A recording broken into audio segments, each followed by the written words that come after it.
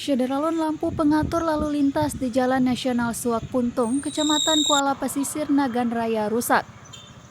Kerusakan lampu traffic light sebagai tanda hati-hati kepada pengguna jalan sudah terjadi sejak lama hingga kini belum diperbaiki. Selain rusak, tiang lampu sudah miring sehingga rawan ambruk dan membahayakan bagi pengguna jalan. Beberapa pengendara berharap pemerintah Aceh dan Badan Pelaksana Jalan Nasional memperbaiki lampu tersebut sehingga dapat menjadi rambu lalu lintas, terutama mengatasi kepadatan arus lalu lintas jelang mudik Lebaran Idul Fitri.